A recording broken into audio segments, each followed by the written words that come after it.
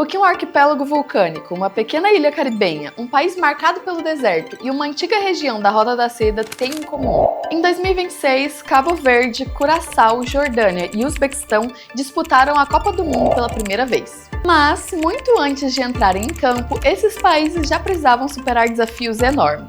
Cabo Verde precisou conectar ilhas e produzir água potável. Curaçao criou pontes que atravessavam as cidades sem bloquear os navios. A Jordânia construiu cidades em uma das regiões mais secas do planeta. E o Uzbequistão precisou preservar cidades milenares, reconstruir uma capital atingida por um terremoto e conviver com as consequências do desaparecimento do Mar de Aral. Eles são estreantes no futebol mundial, na engenharia e na arquitetura não. Para entender Cabo Verde, primeiro é necessário olhar para o mapa. O país é formado por ilhas vulcânicas espalhadas pelo Oceano Atlântico, próximas à costa ocidental da África. Isso significa que suas cidades não podem ser conectadas apenas por estradas. Pessoas, alimentos, combustíveis, máquinas e materiais de construção dependem de portos, aeroportos e embarcações. Uma obra realizada em uma ilha pode precisar de materiais produzidos ou armazenados em outra. Por isso, qualquer falha de um porto, aeroporto ou estrada de acesso pode deixar comunidades inteiras isoladas. O relevo de Cabo Verde também dificulta a construção. As ilhas possuem montanhas, vales profundos e encostas acentuadas. Implantar uma estrada nesses locais exige drenagem, contenção de taludes e proteção contra a erosão. A origem vulcânica das ilhas ainda adiciona outro risco. Na Ilha do Fogo está o Pico do Fogo, com aproximadamente 2.829 metros de altitude. Construir próximo a uma área vulcânica exige mapas de risco, monitoramento e rotas de evacuação. Em alguns casos, a decisão mais segura não é criar um edifício mais resistente, é impedir que determinada área seja ocupada. Na Ilha de Santiago está a Cidade Velha, a antiga Ribeira Grande. Fundada no final do século XV, ela foi o primeiro assentamento colonial europeu permanente construído nos trópicos. Sua localização transformou a cidade em um ponto estratégico das rotas marítimas entre Europa, África e América. O conjunto preserva ruas históricas, igrejas, uma fortaleza e um pelourinho de mármore do século XVI. Mas essa arquitetura não pode ser apresentada apenas como um cenário turístico. A Cidade Velha esteve diretamente ligada à colonização e à escravidão de pessoas africanas. Seus edifícios registram técnicas construtivas e estratégias defensivas. Preservar esse patrimônio não significa apagar essa história. Significa garantir que ela continue visível e possa ser compreendida. Um dos maiores desafios do país é o abastecimento de água. Grande parte de Cabo Verde está exposta à seca. Por isso, o país utiliza estações de dessalinização para transformar a água do mar em água potável. E para produzir a água, é necessário produzir energia. A engenharia do país aparece nos portos, nas estações de dessalinização, nos reservatórios, nas contenções de encostas e na escolha cuidadosa dos lugares onde é seguro construir.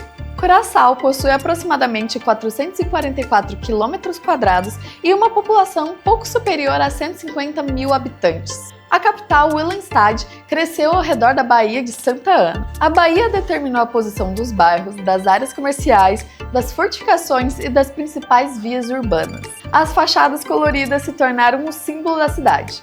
Mas a parte mais interessante de Willemstad está na relação entre a arquitetura e o porto. Punda e Otrobanda são bairros localizados em margens opostas da baía. Para conectá-los sem impedir a passagem das embarcações, a cidade utiliza duas pontes com funções diferentes. A ponte Rainha Ema é uma ponte flutuante para pedestres.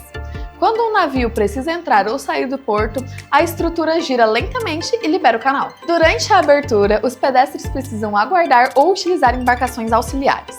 A solução cria uma travessia curta e confortável, mas aceita interrupções temporárias. Mais acima está a Ponte Rainha Juliana, utilizada por automóveis. Ela possui aproximadamente 55 metros de altura, permitindo que grande parte das embarcações passe por baixo sem interromper o trânsito. As duas estruturas resolvem problemas diferentes. Mesmo assim, alguns navios de cruzeiros modernos são grandes demais para passar sob a Ponte Rainha Juliana. Para recebê-los, foi criado um novo pier fora da entrada da baía. A ponte não foi reconstruída, o porto mudou de posição. Esse caso mostra que uma obra pode funcionar corretamente e, com o passar do tempo, deixar de atender a equipamentos que cresceram de tamanho. Cabo Verde e Curaçao estão cercados pelo oceano. Ainda assim, os dois países precisam utilizar tecnologia e energia para produzir água potável. Quando pensamos na Jordânia, uma das primeiras imagens é a fachada do Tesouro de Petra.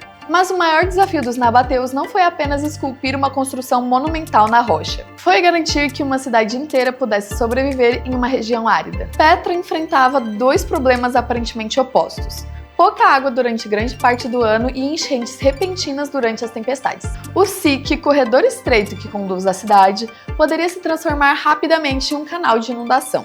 Para controlar esse fluxo, os nabateus construíram barragens, túneis e canais.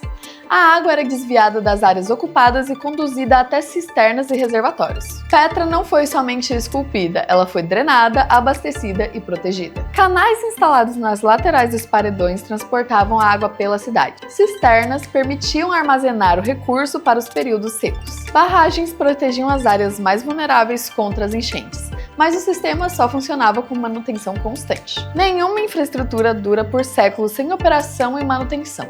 Ainda hoje, controlar a água é essencial para preservar Petra. Sem o funcionamento adequado dos sistemas de drenagem, as chuvas podem aumentar a erosão das rochas e colocar visitantes e monumentos em risco. A construção das fachadas de Petra também seguia uma lógica diferente da construção convencional. Em vez de levantar paredes a partir do chão, trabalhadores retiravam material do paredão. O corte provavelmente começava pelas áreas superiores e avançava para baixo. Assim, as pedras removidas não destruíam as partes já finalizadas. Um erro seria difícil de corrigir. A rocha funcionava ao mesmo tempo como terreno, matéria-prima e estrutura. Outra cidade importante da Jordânia é As-Salt. Seu tecido urbano se espalha por encostas e vales de 3 colinas. Ruas inclinadas, escadarias e passagens conectam as construções. Muitos edifícios foram executados com pedra calcária amarelada extraída na própria região. O uso do material local reduzia o transporte e ajudava a criar uma aparência urbana contínua. As paredes de pedra também possuem massa térmica, retardando as mudanças de temperatura no interior dos ambientes. Mas o conforto não depende apenas do material. Orientação, ventilação, aberturas e espessura das paredes também influenciam o desempenho da construção. A Jordânia permanece entre os países com maior escassez hídrica do mundo. Parte da água precisa ser retirada de aquíferos profundos e transportada por grandes distâncias. Isso exige energia.